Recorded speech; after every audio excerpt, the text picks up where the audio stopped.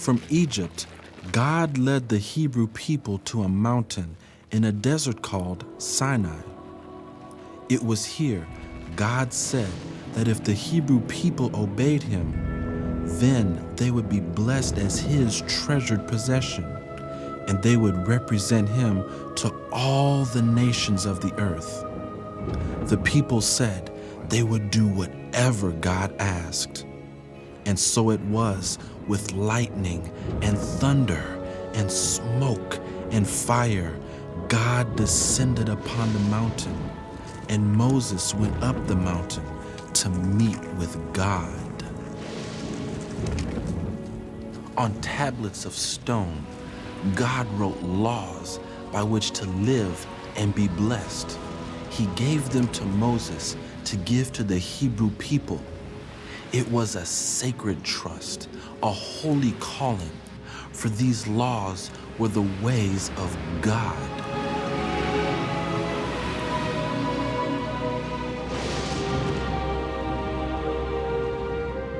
Now God knew that because of the sin that had infected humankind, the people would not be able to keep these laws. So God told Moses how to build a sacred place where his presence would dwell among them, and the people could bring animals to be slain as offerings for sin. The blood of the animals would be as a covering, so that God would not look upon their sin.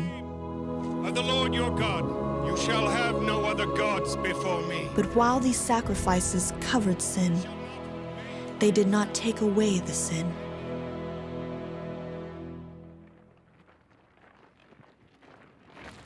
In time, the Hebrew people filled the land of Canaan, which God had promised to their fathers. Over time, they developed a strong sense of identity with many traditions.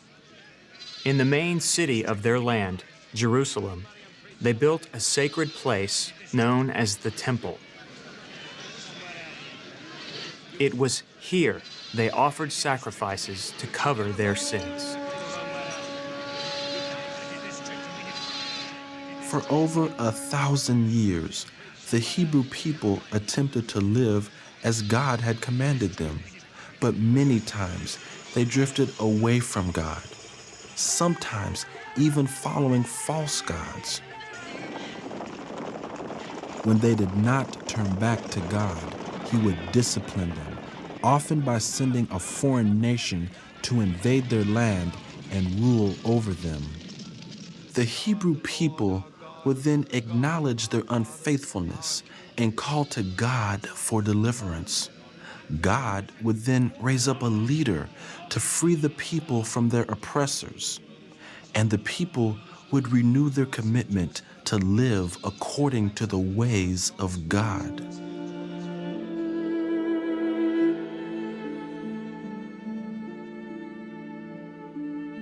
From blessing to bondage, to blessing to bondage, over and over, again and again. The Hebrew people had been called to show the world what God was like. But because of the sin that infected the world, they could not walk in the ways of God without falling. In the Garden of Eden, God promised to send a deliverer. Through Hebrew prophets, God gave hundreds of promises concerning this deliverer, who would one day conquer Satan, sin, and death forever. In the temple, the smoke from sacrifices ascended day after day, year after year, generation after generation, giving the Hebrew people a constant reminder of humankind's need for the deliverer.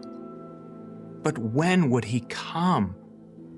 How would he come? By now, some must have wondered if he would come at all.